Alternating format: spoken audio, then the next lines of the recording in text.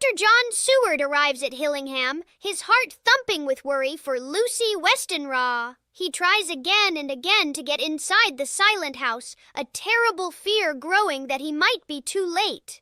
Just then, as he turns back to the porch, Professor Abraham Van Helsing appears, and he looks so worried about Lucy, too.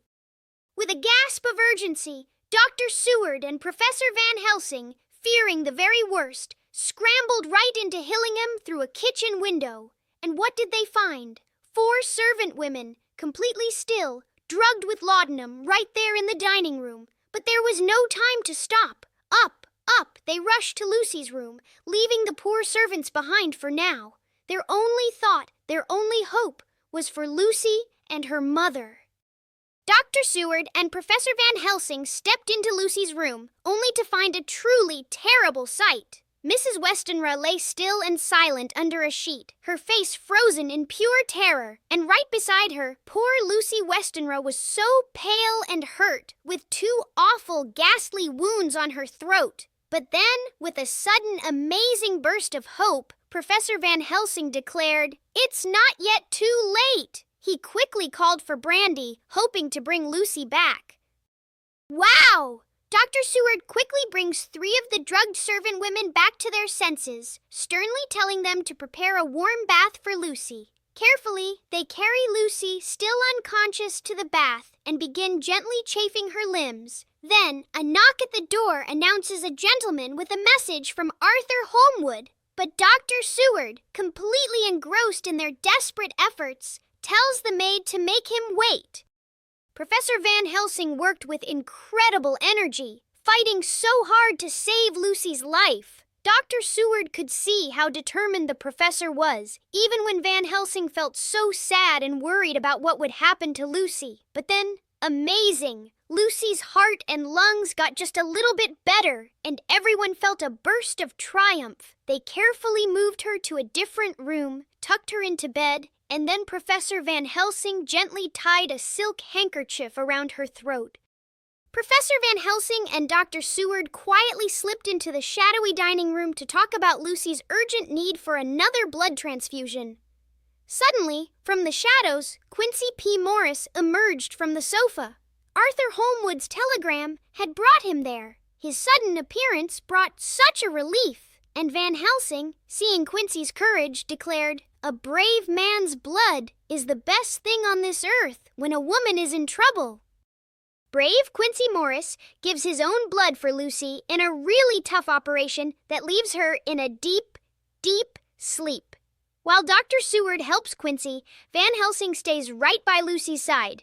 But when Dr. Seward returns, he finds Van Helsing looking intently at a note that had slipped from Lucy's chest. A strange, satisfied look is on his face, almost as if a big, puzzling question had finally been answered. Dr. Seward, quite puzzled by a mysterious note, just had to ask Van Helsing what it all meant and what kind of danger Lucy was truly in. But Van Helsing simply told him to forget about it for now, promising that understanding would come later. Then, Dr. Seward quickly changed the subject to something very practical, Mrs. Westenra's death certificate. He suggested they say she died from heart disease, hoping to avoid a big investigation that might hurt Lucy even more. Van Helsing praised his clever thinking and sent him right off to register the death. In the hall, Dr. Seward suddenly encountered Quincy Morris. Quincy had just dispatched a vital telegram to Arthur Holmwood, sharing the grave news of Mrs. Westenra's death and Lucy's alarming illness. Dr. Seward then swiftly left to register the passing and arrange for the undertaker, but Quincy, with a hint of deep concern for Lucy, urgently requested a private chat upon his return. Dr. Seward returned to find Quincy Morris waiting, who was just bursting with worry about Lucy. Quincy knew all about the many blood transfusions and how tired Dr. Seward and Van Helsing were, so he really pushed for answers, even mentioning Arthur Holmwood's past help. Then, Quincy told a super spooky story about a mare attacked by a vampire bat on the pampas, thinking it was just like Lucy's mysterious sickness. He absolutely insisted on joining their efforts to save her.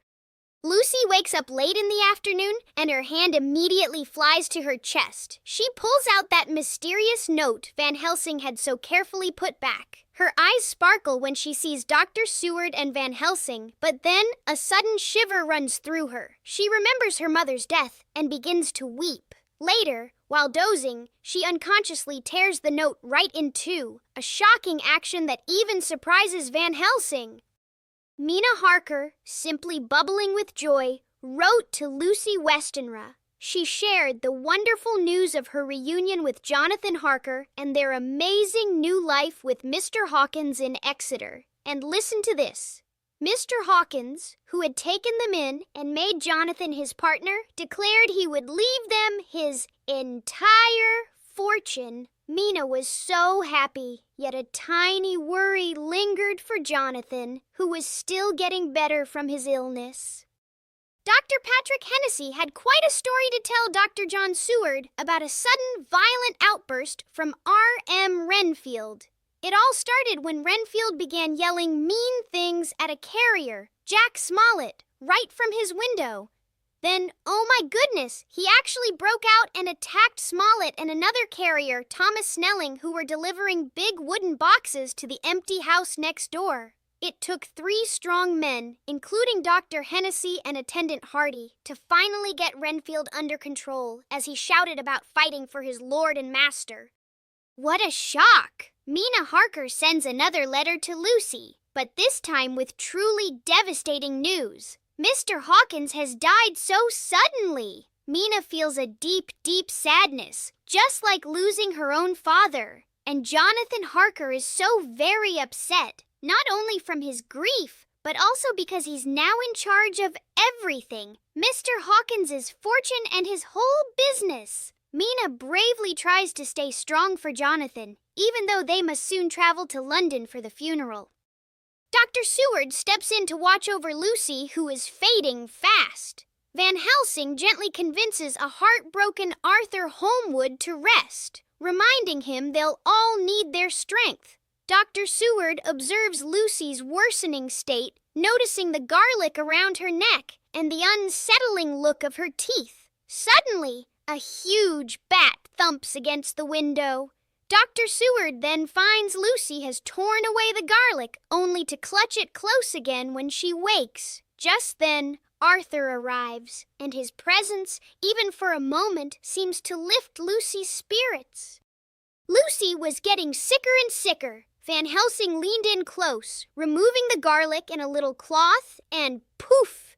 The marks on her throat had completely disappeared. But even so, Van Helsing looked very serious, declaring Lucy was dying. He woke Arthur Holmwood so Arthur could say his final goodbyes. For a short moment, Lucy seemed to clear her head, whispering her love to Arthur. But then she slipped into a strange, sleep-waking state. Her voice became deep and alluring, and her teeth looked longer. She eagerly asked Arthur for a kiss, but whoosh! Van Helsing jumped in, pulling Arthur away with all his might to stop him. Suddenly, Van Helsing, quick and brave, stops Arthur Holmwood from kissing Lucy, who is now fierce and showing sharp teeth. But then, just for a moment, Lucy seems gentle again. She kisses Van Helsing's hand and whispers, "Please, guard Arthur." After one last tender moment with Arthur, her breathing stops, and Van Helsing sadly says she's gone. Dr. Seward gently leads a sobbing Arthur away, while Van Helsing watches Lucy's body, noticing a strange, beautiful glow returning to her face. Then, in a hushed voice, he declares, "No, no, it's only the beginning."